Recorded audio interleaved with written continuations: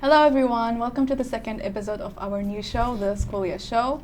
So, yesterday Wahib sent me a video where this Algerian sociologist spoke about this wave of violence that's going to hit Algeria in these times.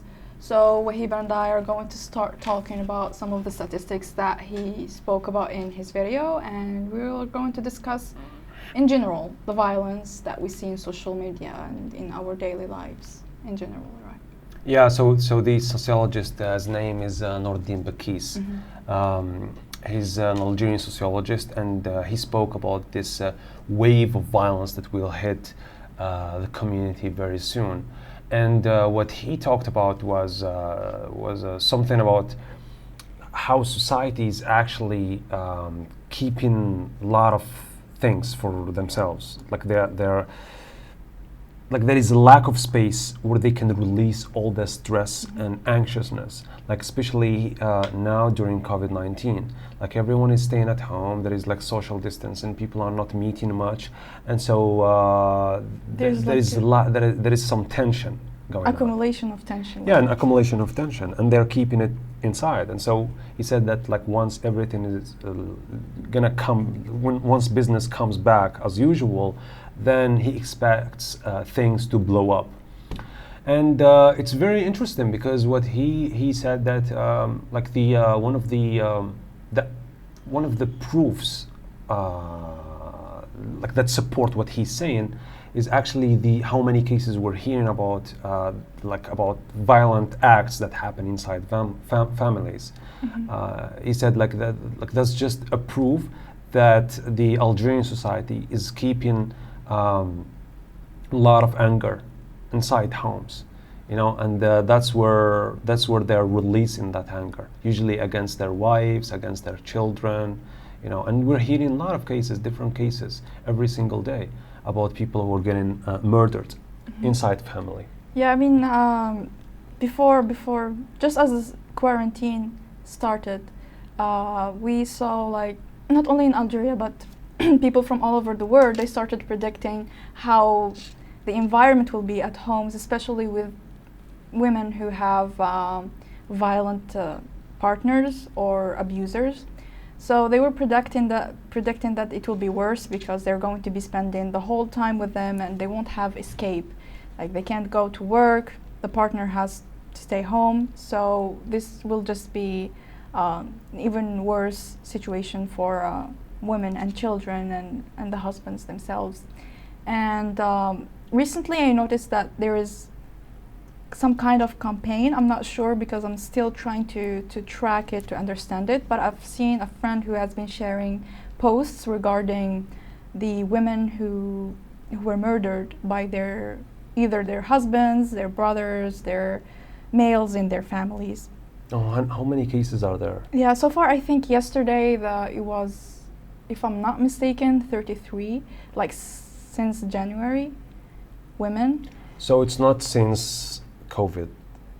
Yeah, Since January. Yeah, this wasn't like focusing only on the effects of COVID-19 or quarantine on women, but they are just counting the number of cases like of feminicide since January to 2020, and you will notice that those women are mostly murdered by people from their family, as I said. And some of the posts that I saw regarding this, there is a hashtag, I think خسرنا واحدة منا or something like that, like we lost another one of us. So the women are supporting them. And most of those cases, I said, are people from their families. And the way of murder is like really, really violent, really brutal. Like the woman who was murdered yesterday, her husband killed her with not a gun, but I don't know, like a bigger gun. I don't know what is it called. And it's like a machine gun or something? Something like that. He's in the military, I guess, or ex-soldier or something like that. And there is also a girl who's 14 or 15. She was murdered by her brother and he choked her with her own scarf. Yeah, like it's really, really terrible. But as I said, mean, it concerns us since it's in Algeria, but I also noticed that it's happening all over the world. Recently, I've started seeing on Instagram mostly, like women that I follow, that I know, they posted pictures of them in white and black. Maybe you noticed the picture, and they just put a hashtag challenge accepted. And at first I was confused, what is this challenge about? And I looked it up a bit, and it's still controversial. Like the source of those pictures is still controversial, but some of them said that it recently started, like women started posting these pictures in support of women in Turkey, because in Turkey, Turkey has like one of the highest rates concerning violence against women and murder. So usually on their social media, when a woman is murdered, they post her picture in black and white on social media. So women started posting their pictures in white and black to like let people around them know that I can be next, that I'm standing with women who are suffering from violence. So that's concerning what's going on social media, like in support of women. You know, I wish some psychologists could explain to us like the psychology behind such acts, like because to me it's inhuman. Not only inhuman, but I always wonder, like, how could someone, and I think that a lot of people are wondering with me, like they say, how could someone do something like that? You can never imagine yourself, you know, murdering one of your family. Like even if the tensions are like so high, but like to choke your sister, or like to really murder your wife and your kids, like just insane, you know. And when one case happens in a year or two, people usually think that it's just like a psychopath, you know. Like you shouldn't take them. You shouldn't try to analyze how they think. It's logically, because they're not thinking logically. They're just sick people, and they're just projecting their sickness. But when you got a lot of cases, then you start raising questions like, what the hell is going on in this society? Yeah. I'm not sure if you ever heard any psychologists explaining this. Yeah, I'm not really familiar with the explanation and analysis concerning this issue, but people who usually murder, they tend to have, maybe they are not psychopaths, maybe, but they are like in that spectrum somehow. They have tendencies. I mean, maybe we miss those signs, but probably they have signs that show that they are sociopaths or psychopaths. I don't want to go into details because I'm not a professional and I don't even have enough data on this, but so far that's what I think. And I don't know if someone can be, you know, let's say normal, not having any sociopathic, I don't know even if that's a word, tendencies, and they can be somehow brainwashed to start being violent. Or maybe, like some people say, like humans are violent by nature, and maybe that's like an instinct that can be fed or like encouraged through culture, through ideas, through propaganda, and so on. So I'm not really sure about this, but so far that's what I think. Yeah, and also usually people's solution to this is always punishment, more punishment. Yeah. But I don't think that's like the right solution. Maybe it's solution for the short term, but I guess trying to understand this, try to understand why people behave like this way, and then try to prevent that from happening with the next generation.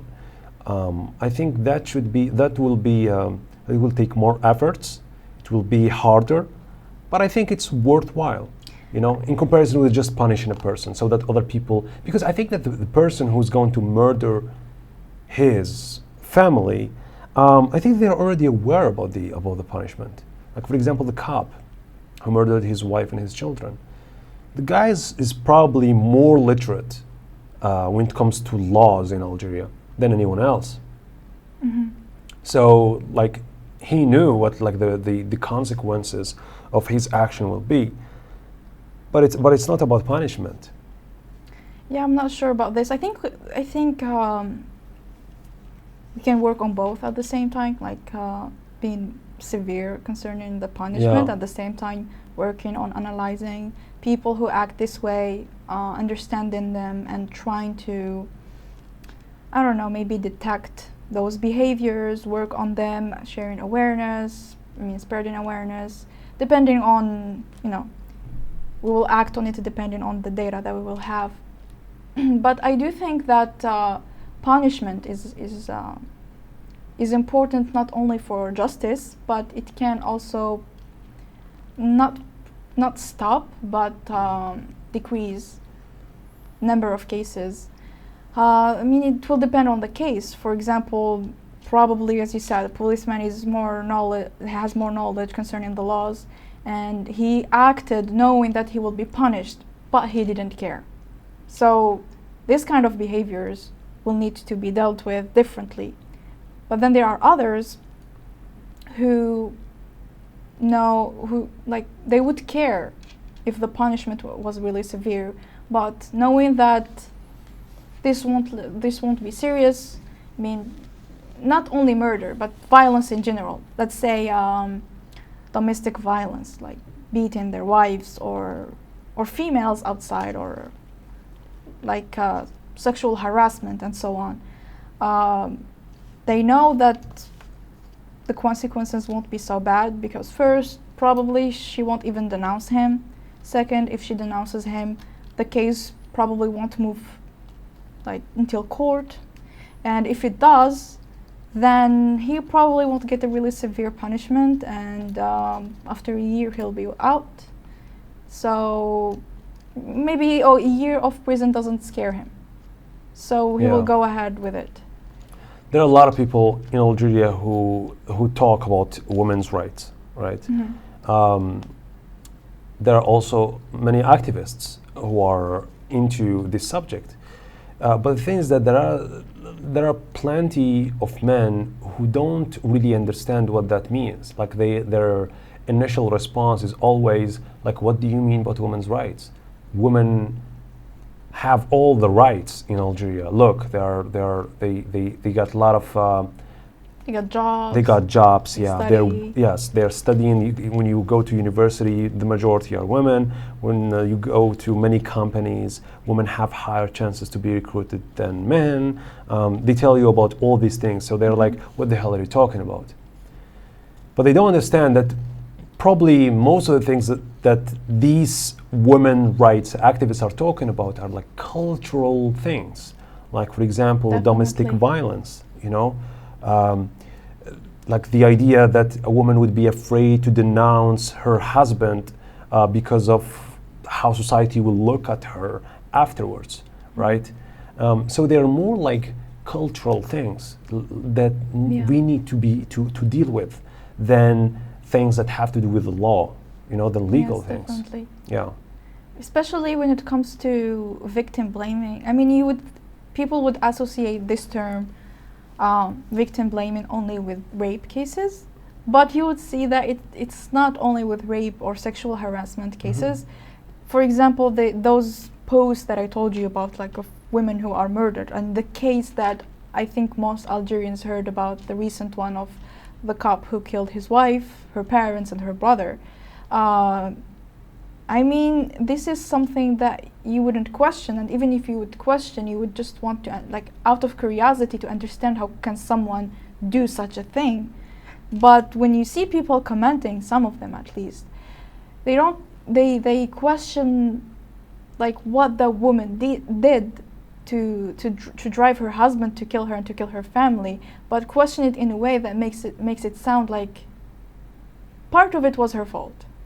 Right. She drove him to do that, when you should never excuse someone for murdering anyone.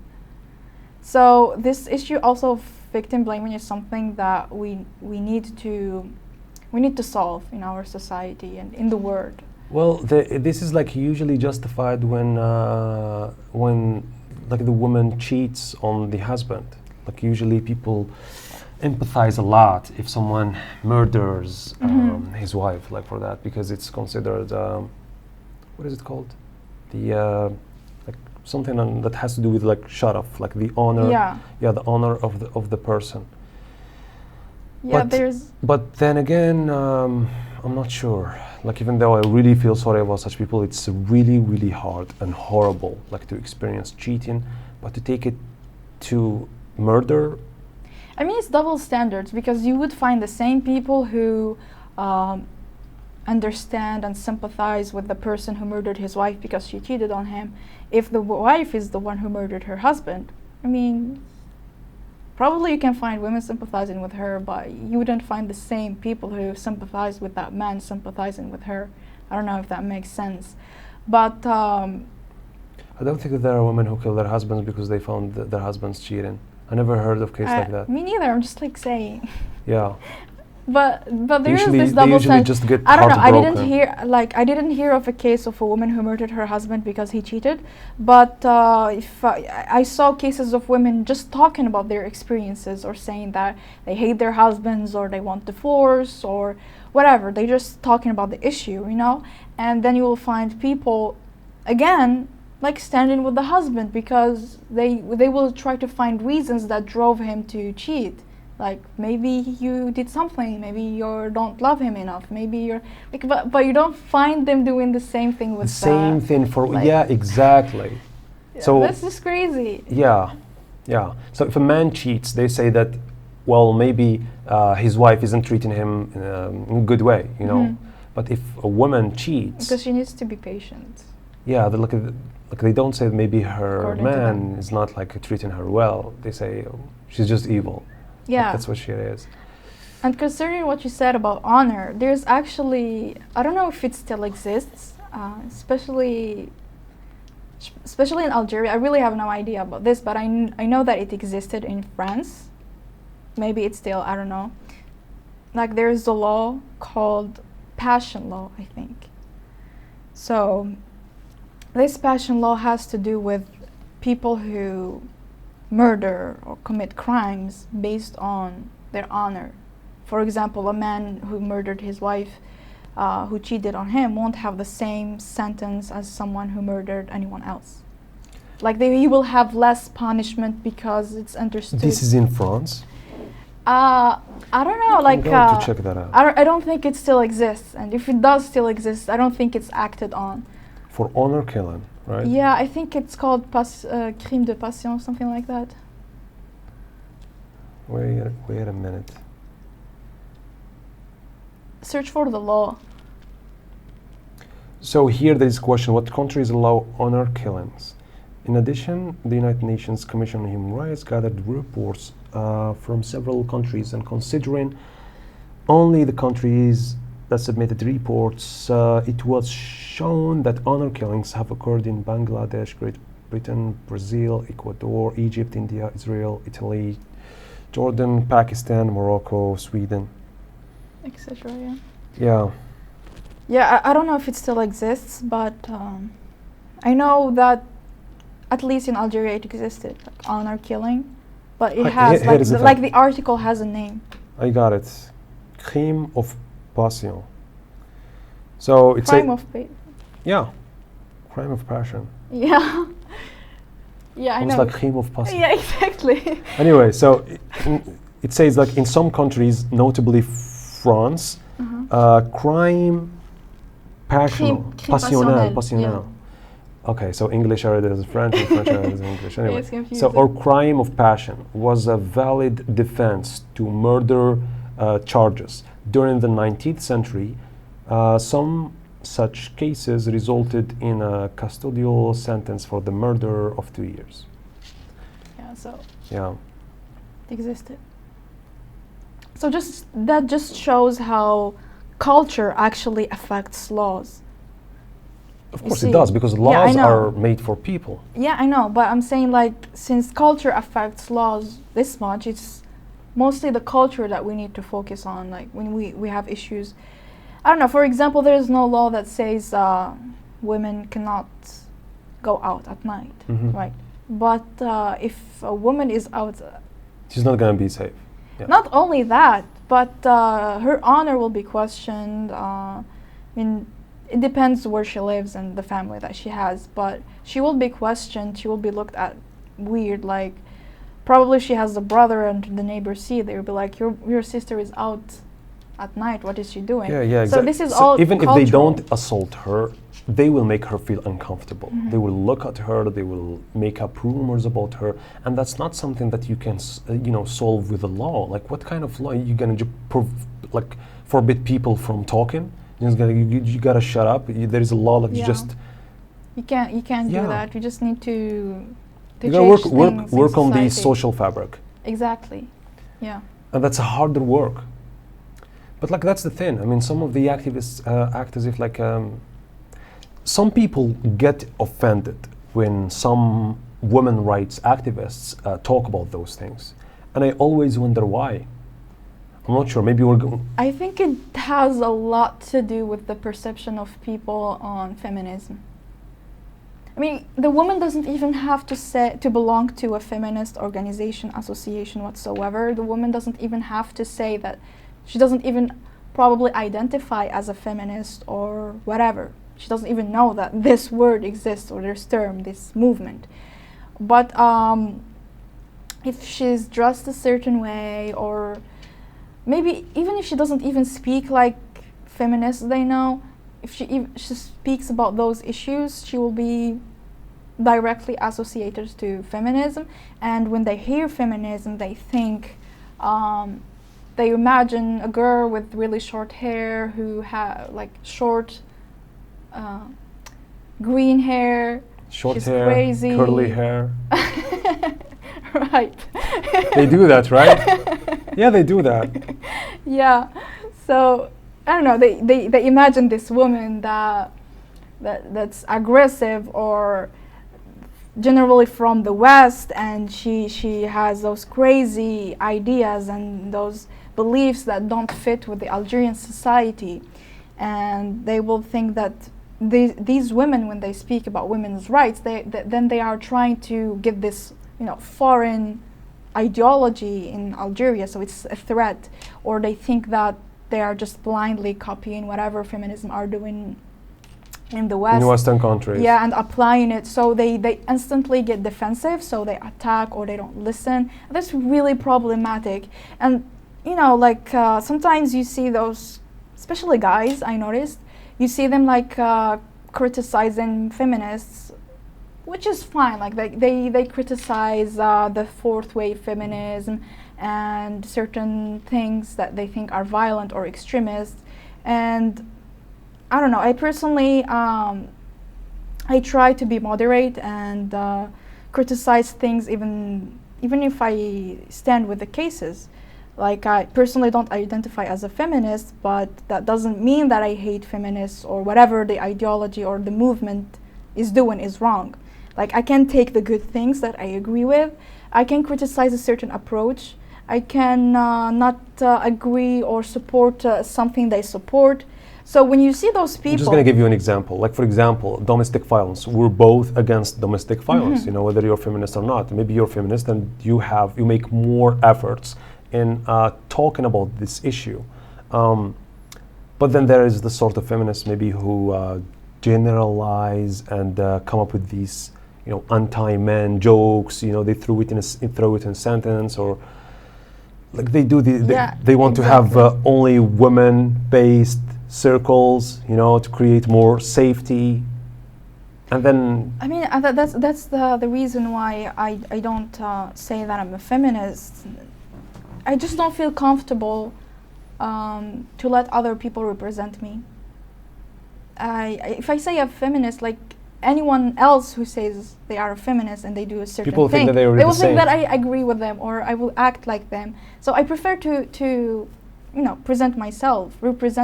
I mean, analyze situations my way, defend things using my own approach and so on. But what I was trying to get into is, when you see people who rationalize and criticize when something is bad, I mean, constructively criticize, not just attack and say feminazi. That's not criticism. That's just attacking them. You're not any better than a woman who says, or a feminist who says, "Oh, men are trash." Like, you're just creating a bad environment. Where is it leading to? Generalizing. Yeah.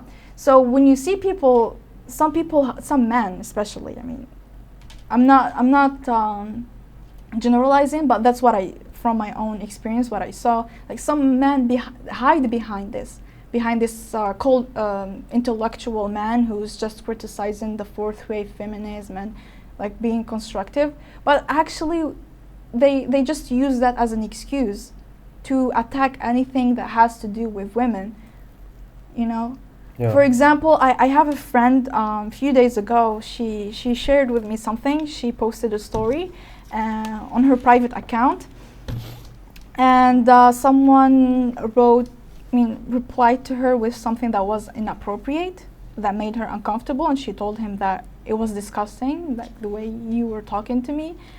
And he told her that she doesn't understand the joke because she's a feminist. What does that have to do with anything? As if and then like he means that feminists are slow, like they're slow in understanding, or they don't understand jokes. Or like or like women are not funny, yeah. or they hide behind dark humor. Dark humor is fine, but people use it in weird ways. Usually, sometimes people use it in order to insult someone, and then when you get offended, they're like, a joke is a just joke. joking. Yeah, we're just joking. Or they tell you like a joke is a joke. No matter how offensive it is, it's just a joke. It's just humor. But at a certain point, you need to question yourself: is my humor more important than a person's feelings, or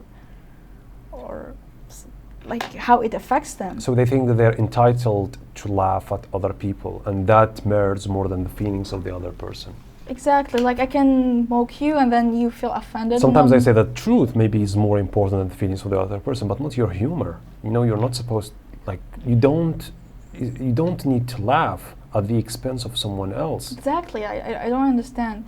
I once saw this article of I forgot which country, but there's this country that started making fines, really expensive fines, for people who, you see when there is like a puddle of water, I think that's what it's called. Okay.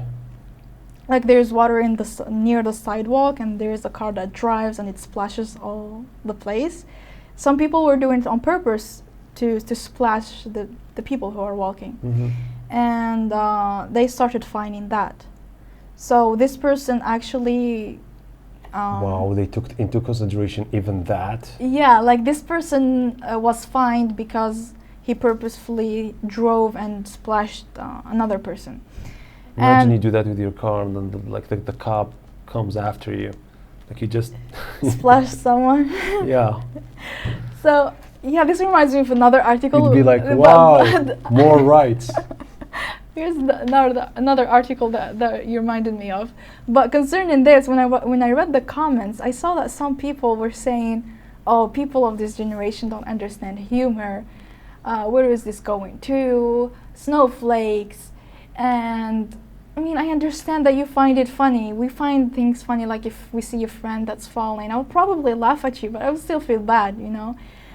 But I won't put my humor, desire for humor over your safety or something. So they were like, I do that with my kid, and we laugh about those people and stuff. But like, yeah, okay, you can find that funny, but if someone complains, you should also understand. Like, what if that person is having a bad day and you just made it worse? What if that person is having an important interview, they are going to a job interview, and you just splash them and they can't go like that to a job interview, and they will be late, and then they will lose the interview. There's like countless possibilities that could happen to that person to ruin their day, or even to ruin something that will affect them like greatly in their lives. Sometimes they don't need like to think carefully about how the person is going to feel. It's just common sense. I think it's just, yeah, it's just mean. It's rude. Like to talk to like, especially when the other person made it clear. I think I used to see that a lot when I was a child. Like when we were kids, some kids like laugh about other kids in things that are really sensitive. Like even like, for example, there is one kid who is crying about something, everyone is laughing at him or her. You know, even though like she or he is in pain, you know, and they are laughing, like all kids, they are laughing. And then I think that it happened to me You know, and in these moments you feel like the other kids are so evil. They are. I mean, Like they kids are are evil. adorable, but really scary at the same time. Yeah, exactly. So there are adults who do that. They do that. Yeah. Like it's obvious that you're offended, you're under pain, you feel embarrassed, but they still do it. Yeah. It's crazy. I think I told you about this one, but I was once in a meeting, you know, that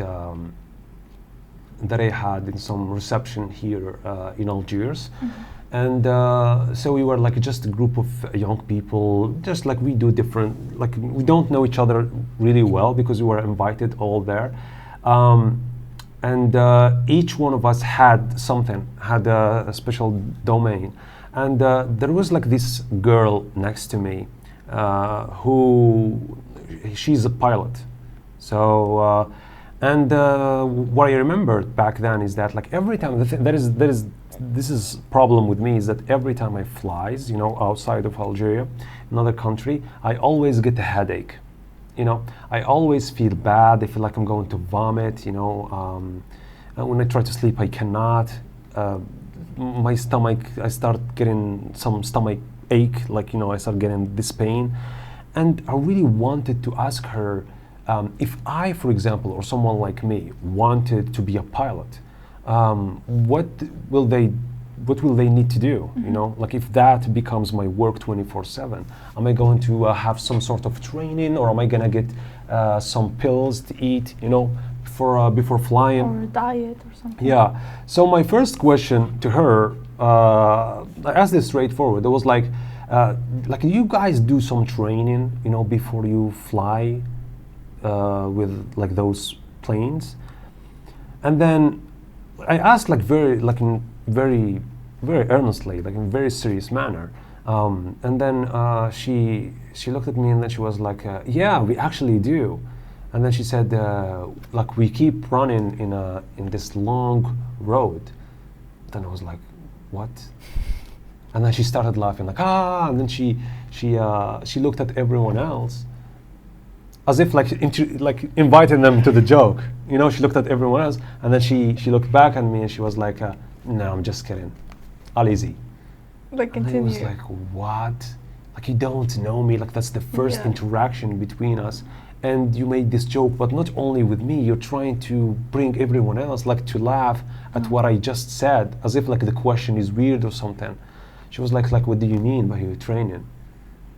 But then I lost the motivation to ask continue, her. yeah. Yeah, exactly.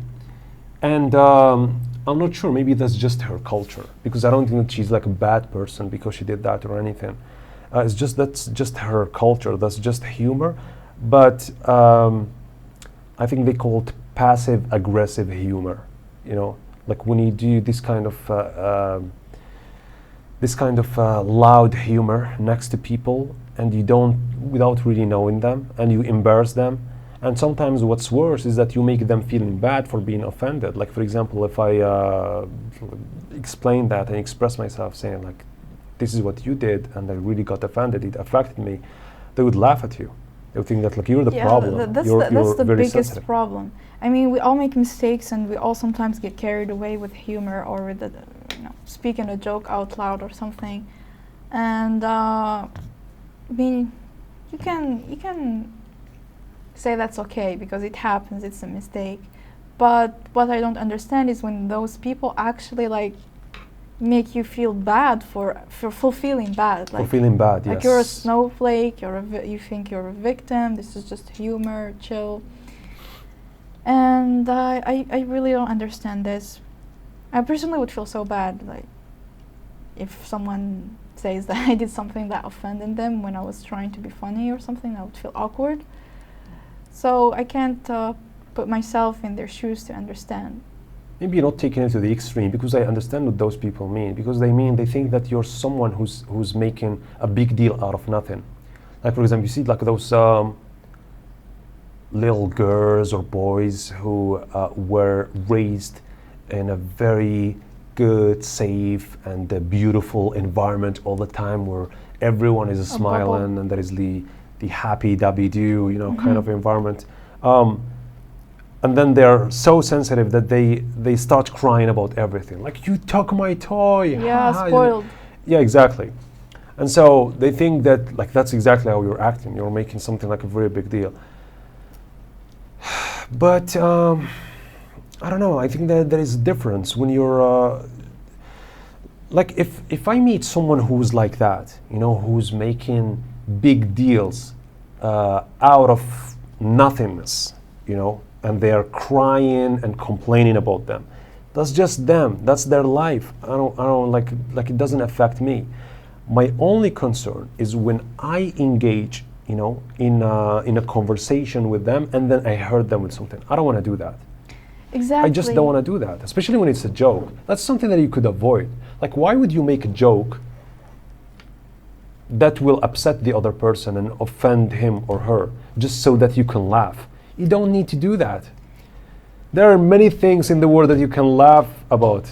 Like, you see that in that's teenagers. not like need. See that in teenagers, like when they're in the group, especially like I don't know, they're like two close friends and they are in this new group and someone wants to act cool, to sound funny. Maybe a guy trying to impress a girl or vice versa.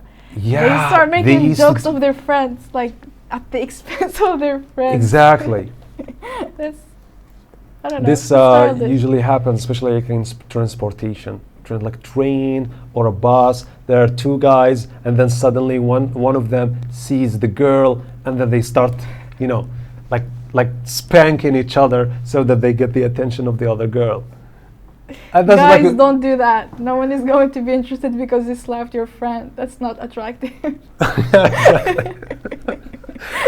It's just a weird way of trying to get girls' attraction. Try to attract, like try to appeal people. You know, I mean, you're supposed to feel bad. You're supposed to think that if you can do that to your friend, then what could you do if someone gets in a relationship with you?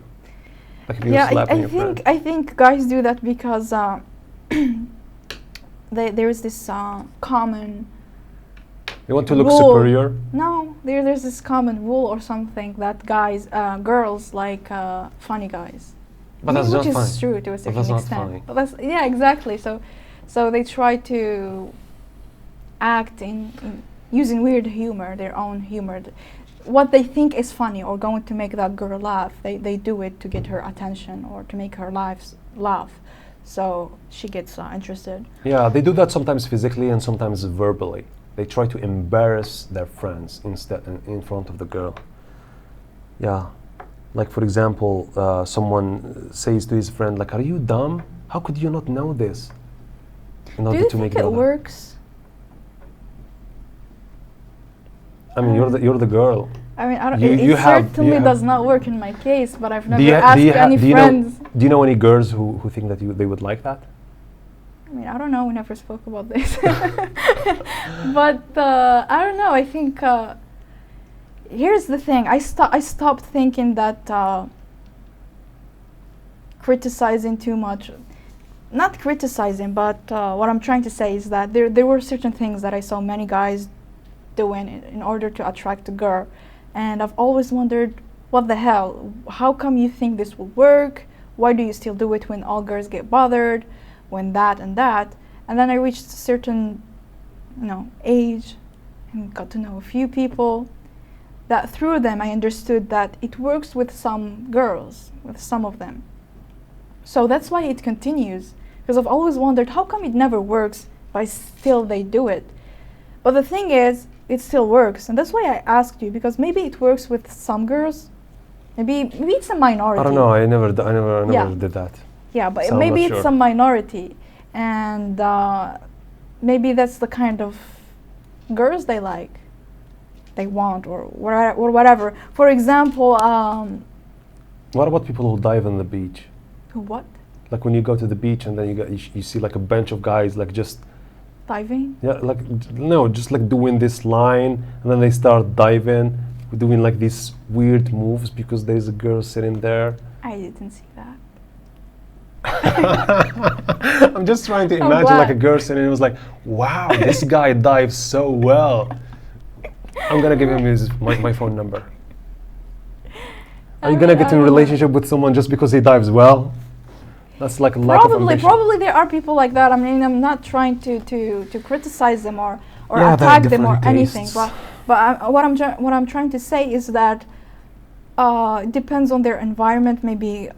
Maybe some guys do that because they want to attract certain kind of girls, but there are other guys who just want to approach a girl but they don't know how, so they start looking at what guys do typically, so they start following them, not knowing that not all girls are interested in that.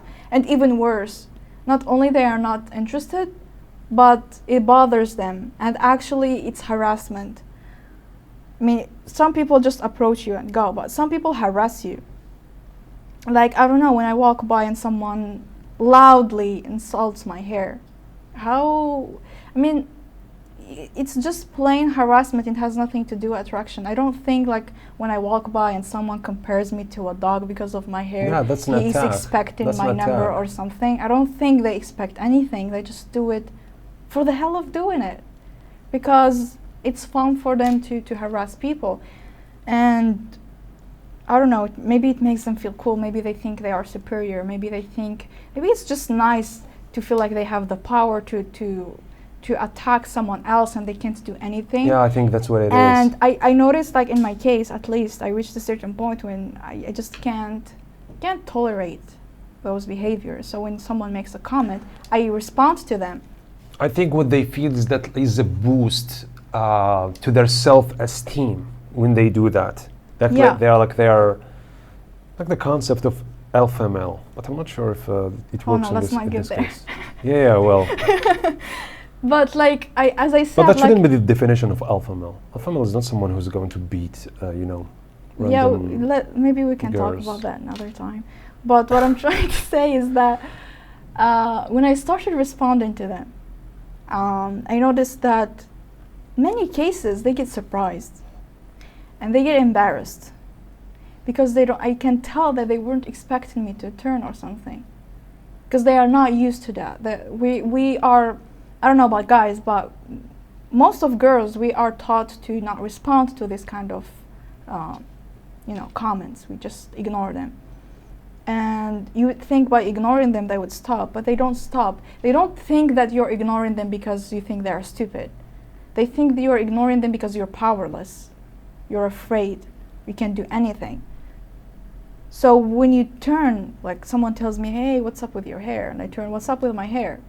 He's like, oh, nothing, I'm just kidding. Because he's not expecting me to react. So, I mean, I wouldn't advise girls to react to everyone or to respond. Especially sometimes it's dangerous. I mean, you can tell a person is dangerous and you wouldn't risk your life, you just ignore them. But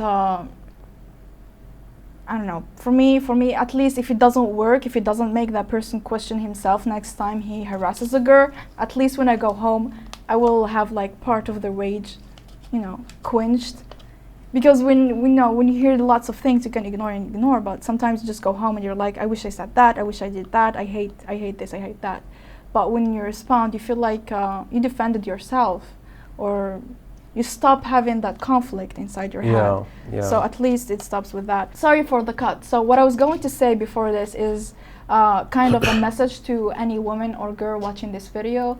It's something that I notice in our society concerning boys who repeat what older guys do.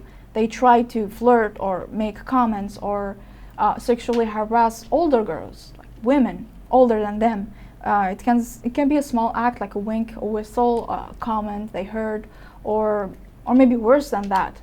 But what I want to tell the other women is, I mean, it's sad that we can't blame those boys because they're just repeating what older people are doing, but we can help stop it.